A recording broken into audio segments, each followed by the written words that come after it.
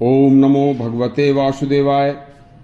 देखिए, एक बड़ा ही विचित्र और बड़ा ही मार्मिक सुंदर प्रसंग है रामायण का। सुनिए कि जब स्वयं रावण ने राम की महिमा को जानकर और अपने में क्या बदलाव किया था। देखिए, जब रावण जगत माता सीता का पाखंड पूर्वक अपहरण करके अपनी लंकापुरी ले आया था, तो उसने माता सीता को अपनी पत्नी के रूप में रखने का बहुत प्रयास किया। लेकिन माता सीता रावण की किसी भी बात को नहीं मानती थीं, और जब वह बहुत समय बीत गया तो इसी तरह से प्रयास करते करते तब उन्हीं की एक राक्षसी ने रावण को एक युक्ति बताई, और उस राक्षसी ने कहा कि हे महाराज, दासी को क्षमा करते हुए मैं आपको एक युक्ति बताती हूँ।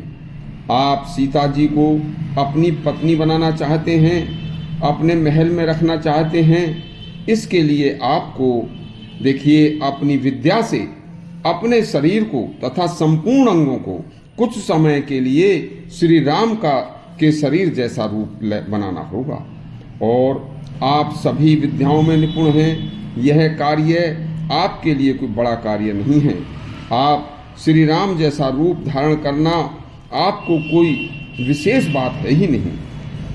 ऐसा करने मात्र से आप सीता जी को बड़े ही आराम से अपने वश में कर सकते हैं। रावण ने उस राक्षसी की बात यह सुनी तो रावण बहुत प्रसन्न हुआ और कहा कि आपकी सलाह तो बहुत उत्तम है, यह कार्य हम कल सुबह ही करेंगे। अब अगली सुबह रावण ने जैसे ही श्री राम का रूप धरने के लिए और उनके राम के नाम को स्मरण करते हुए उनके शरीर का ध्यान किया कि राम कैसे हैं, उनका शरीर कैसा है। बस फिर क्या था, राम का नाम का उनके शरीर का स्मरण करने के तुरंत बाद ही रावण की बुद्धि पवित्र होनी शुरू हो जाती है और उसे माता सीता में स्वयं अपनी माता का अक्स देखने लगता है। और मन में ख्याल आया कि मुझे अभी सीता के अपनी माता के रूप में उनके चरण स्पर्श करने जाना चाहिए।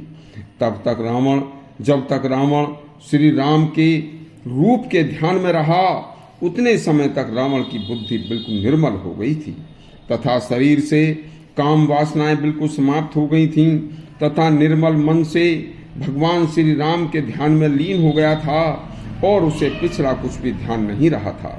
और ध्यान भंग होने पर रावण ने जैसे ही ध्यान हटाया तो उसे सब कुछ पिछला ध्यान आया और रावण ने राक्षसी से कहा कि आज तूने मेरे ऊपर एक बहुत बड़ा उपकार किया है। उसी समय रावण ने मन में निश्चय कर लिया कि अब हम सभी राक्षसों को पृथ्वी पर तो कोई मार नहीं सकता। अब हमें पता चला कि श्री राम साक्षात नारायण के अवतार हैं। अब हमें उनसे युद्ध करके उनके हाथों मर जाने में ही मुक्ति प्राप्त हो सकती है।